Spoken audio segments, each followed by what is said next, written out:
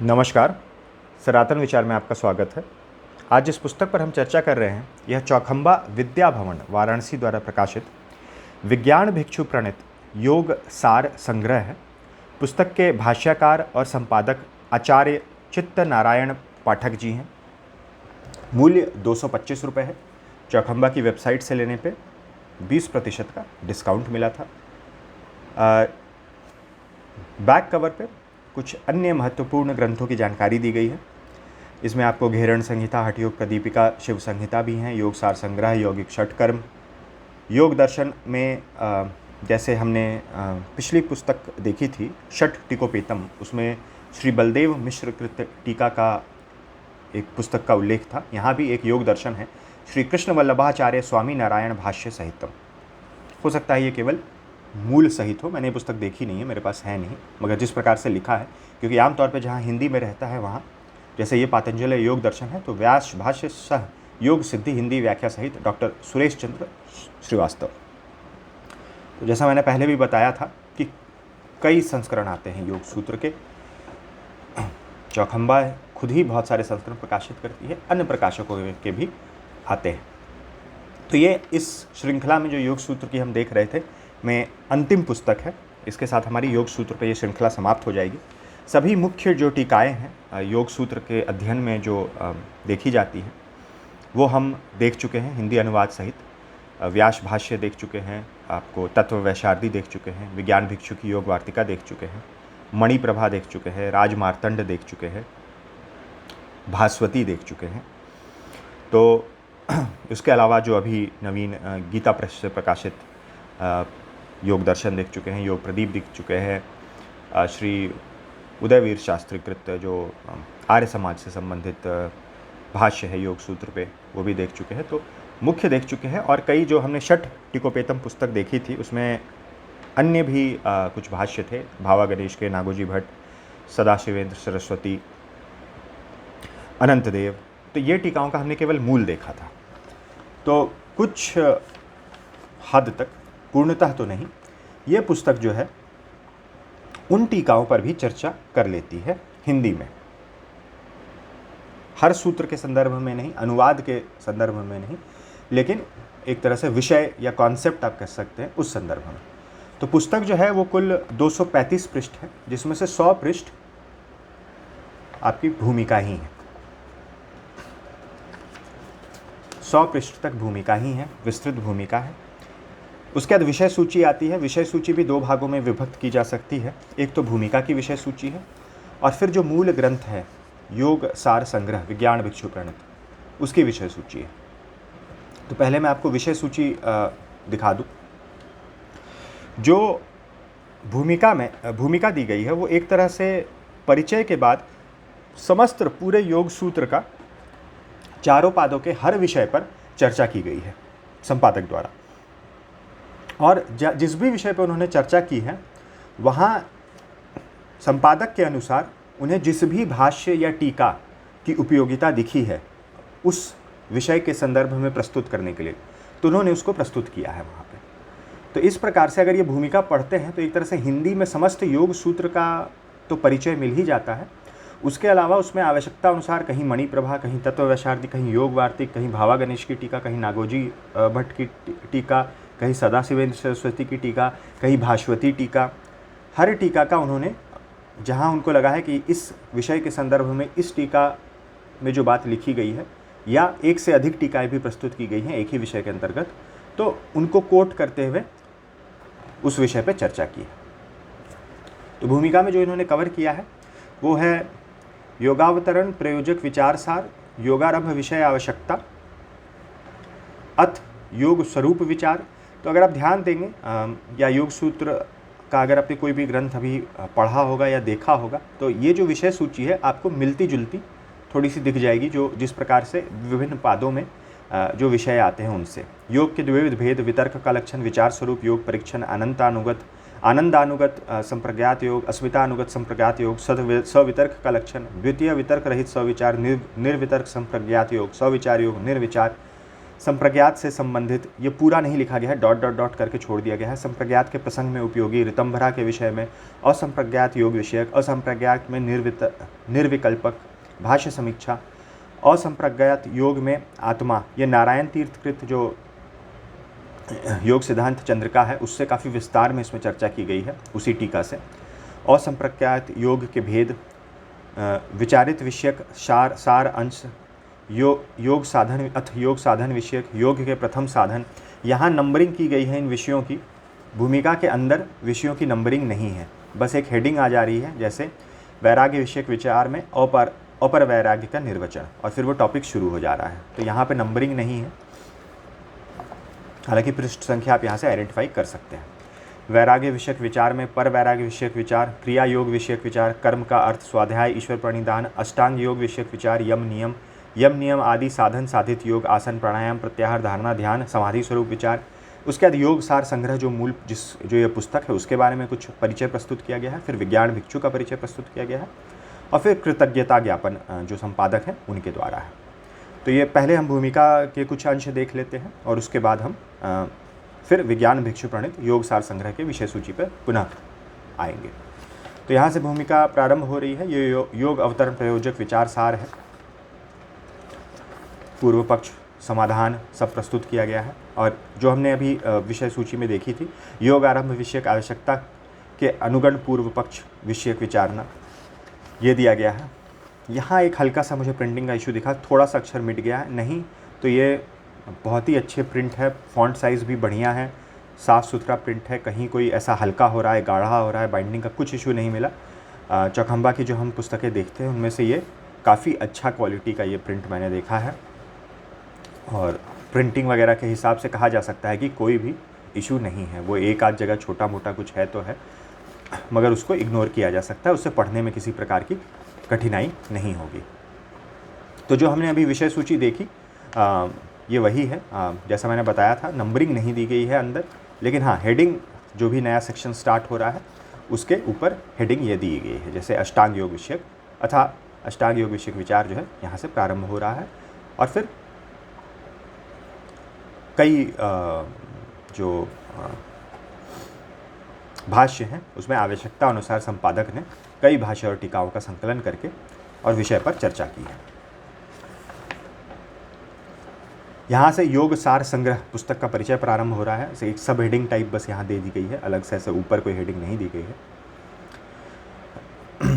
योग के विविध अंतरंग बहिरंग साधनों एवं स्वरूपाभास के सहित सत्य स्वरूपों को यद्यपि योग शास्त्र में विस्तार के साथ प्रदर्शित किया गया है, वहाँ पर प्रदर्शित किए गए प्रत्येक पदार्थों के विषय में उनके फल सहित महात्म्य का वर्णन और उनके प्राप्ति के सहज उपायों को अविकल भाव से प्रस्तुत किया गया है। ये योग सार संग्रह की बात हो रही है। इस पर चिंतन करके योग विद्या के परम निपुण आचार्य विज्ञान भिक्षु ने पतंजलि योग दर्शन का अपूर्व मंथन करके योग सार संग्रह नाम वाला एक ऐसा सरल योग शास्त्रीय मार्ग का निर्माण किया है, जिस पर आरूढ़ होकर योग विद्या के साधारण जिज्ञासु साधक भी अपने स्वल्प प्रयास से उसी सर्व दुखातीत कैवल्यावस्था को प्राप्त कर सकता है जहाँ उत्तम योग साधकों की गति होती है। तो योग सार संग्रह का कुछ ये है।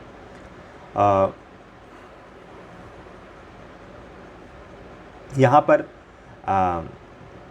डॉक्टर श्री गंगानाथ झा जो हैं ये बहुत ही प्रतिष्ठित हैं। इन्होंने मतलब बहुत सारे ग्रंथों में, मेरे ख्याल से न्याय में भी इनकी एक कई खंडों की पुस्तक आती है। गौतम न्याय सूत्र में वात्स्यायन भाष्य और उदयनाचार्य की टीका का अनुवाद इन्होंने किया था अंग्रेज़ी में। तो उनकी टिप्पणी यहाँ योग सार संग्रह के संदर्भ में लिखी गई है। इसी अभिप्राय से प्रकृत ग्रंथ की अंग्रेजी टीका करके उसकी भूमिका में डॉक्टर श्री गंगानाथ झा जी इस प्रकार का अपना अनुभव व्यक्त करते हैं। मैं अपने संपूर्ण अध्ययन काल में प्रकृत योग ग्रंथ के समान संक्षिप्त, सरल, सर्वग्राही, निर्भ्रांत ज्ञान कराने वाला उन्नत श्रेणी का ऐसा अन्य कोई ग्रंथ नहीं देखा जो योग विद्या के विद्यार्थियों या योगाभ्यास करने वालों के लिए इस ग्रंथ से अधिक उपयोगी हो। ये योग सार संग्रह की बात कर रहे हैं। यहाँ कुछ विज्ञान भिक्षु का परिचय दिया गया है। विज्ञान भिक्षु सांख्य योग शास्त्र के अंतिम आचार्य के रूप में माने जाते हैं। 16वीं शताब्दी के प्रथमार्ध में ये आचार्य काशी में रहते थे। इनके जन्म स्थान के विषय में इदमिथम रूप से साक्ष्य के अभाव में कुछ पता नहीं चल पाया। अनुमानिक आधार पर इनको कुछ लोग उत्तर भारतीय के रूप में तो कुछ लोग प्रयाग निवासी के रूप में समझने समझाने का प्रयास करते हैं। ये ना तो बौद्ध भिक्षु और ना ही शांकर संप्रदाय के थे, क्योंकि वे सनातन धारा के पक्षपाती और उपदेशक थे तथा शांकर मत के भी आलोचक थे। इनका उद्देश्य वैदिक धारा से संबंधित समस्त दार्शनिक शास्त्रों में एक वाक्यता मतैक अविरोधी भाव प्रदर्शित करना था। इसके लिए वे सांख्य सूत्र पर सांख्य प्रवचन भाष्य में बहुत प्रयत्नशील दिखाई देते हैं। जब हम सांख्य देखेंगे तो सांख्य प्रवचन भाष्य पर भी चर्चा करेंगे।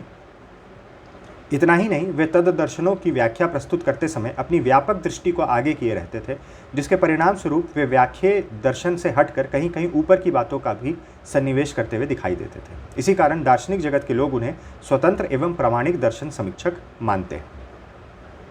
वे उपनिषद एवं पुराणों के काल के उत्तरवर्ती काल में परस्पर अलग राह में पदार्पण करने वाले वेदांत सिद्धांत तथा सांख्य मत को एकात्मता प्रदान करने के लिए अथक प्रयास किए हैं। अर्थात सांख्य एवं वेदांत में अभूतपूर्व सामंजस्य दर्शाएं। इन बातों का प्रमाण हमें उनके द्वारा रचित सांख्य दर्शन पर लिखे सांख्य प्रवचन भाष्य, योग दर्शन व्यास भाष्य पर लिखे योग वार्तिक तथा वेदांत सूत्र पर लिखे गए विज्ञान अमृत भाष्य आदि ग्रंथों में अवगत होता है। इनके शिष्यों में भावा गणेश का नाम महत्वपूर्ण है, जिनके द्वारा समाज सूत्र पर तत्व यथार्थ दीपन व्याख्या लिखी गई है, जो कि सार्वभौमिक विद्वतापूर्ण लेख माना जाता है, जिसका प्रकाशन पूर्व काल में पंडित विंध्येश्वरी प्रसाद मिश्र जी ने चौखंबा विद्या विलास प्रेस से करवाया था। पंडित विंध्येश्वरी प्रसाद जी जो हैं, शायद इन्होंने ही अगर मुझे सही याद है तो हमने चौखंबा से प्रकाशित जो मूल देखा था भेदाभेद का संस्करण और विज्ञान भिक्षु का भी, वो शायद इन्होंने ही करवाया था। फिर यहाँ विज्ञान भिक्षु के अन्य ग्रंथों की जानकारी दी गई है। एक जानकारी जो यहाँ हमने पूर्व में देखी थी मोतीलाल बनारसी दास द्वारा प्रकाशित राजयोग फिलिक्स कास्त्रा की फिलॉसफी, ये अविभाग भेदाभेद वाली पुस्तक पे उन्होंने ये अपनी पुस्तक में लिखा था कि सांख्य प्रवचन भाष्य, योग वार्तिक, योग सार संग्रह, यही जो पुस्तकें हैं वो अब उपलब्ध हैं। बाकी जो उपनिषदों इत्यादि पे भाष्य हैं इनका और ईश्वर गीता पर जो भाष्य है विज्ञान भिक्षु का, वो अब उपलब्ध नहीं है। हालांकि यहाँ पर उससे थोड़ी भिन्न जानकारी दी गई है। यहाँ संपादक लिखते हैं कि इन ग्रंथों में से सांख्य प्रवचन भाष्य, सांख्य सार, योग वार्तिक, योग सार एवं विज्ञान अमृत ब्रह्म मीमांसा ग्रंथ तो प्रकाशित हुए हैं, किंतु इनके अतिरिक्त सभी ग्रंथ उनके द्वारा लिखित पांडुलिपि रूप में ही सुरक्षित हैं। तो इनका कहना है कि पांडुलिपि रूप में ही सुरक्षित है। ऐसा डॉक्टर सुरेश चंद्र श्रीवास्तव के द्वारा विरचित एवं प्रकाशित शोध प्रबंध से ज्ञात होता है।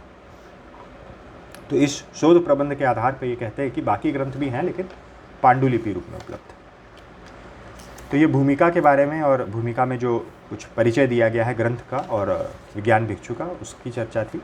अब जो योग सार संग्रह है वो भी एक तरह से योग सूत्र का ही सार समझ लीजिए, वही है। लेकिन ये चूँकि विज्ञान भिक्षु प्रणीत है तो इसमें अन्य टीकाओं का रेफरेंस नहीं मिलेगा, ये उनके अनुसार ही है। तो जैसे उसमें 4 पाद हैं, इसमें भी 4 अंश है, प्रथमो अंश, द्वितीय अंश, तृतीय अंश और चतुर्थ अंश। और बिल्कुल सब्जेक्ट मैटर भी जो है उसका फ्लो भी उसी के अनुसार है। बस एक तरह से आप कह सकते हैं कि समरी फॉर्म में उसको विज्ञान भिक्षु ने अपने शब्दों में, टीका के रूप में नहीं, वार्तिका के रूप में नहीं, अपने शब्दों में एक तरह से समराइज किया हुआ है। तो प्रथम अंश में भी मंगलाचरण, संप्रज्ञात एवं असंप्रज्ञात योग, चित्त वृत्तियों का निरूपण, वृत्ति निरोध निरूपण, संप्रज्ञात स्वरूप योग विशेष। इस प्रकार से द्वितीय में देखिए योग के साधन, जैसे साधन पाद है द्वितीय जो है, उसके बाद अभ्यास के अंतरंग साधन, मध्यम अधिकारी का योग साधन। तो साधन पाद जो है वो उसी के विषय, इस पे चर्चा हो रही है। तृतीय अंश में संयम सिद्धियाँ, तो विभूति पाद है, उसमें सिद्धियों का वर्णन है। ग्राह्य संयम जनित सिद्धियाँ, ग्रहण संयम जनित सिद्धियाँ, ग्रहित संयम जनित सिद्धियाँ, मतलब उनको अलग तरह से ग्रुप करके। और चतुर्थ अंश जो कैवल्य पाद होता है वो कैवल्य का प्रतिपादन, ग्रंथ का उपसंहार, स्फोट सब का प्रतिपादन, मन के वैभव को विचार और क्षणात्मक काल का विवेचन। तो पुस्तक में ये योग सार संग्रह का प्रथम सूत्र आया, फिर अन्वय, अन्वयार्थ और फिर भावार्थ दिया गया है।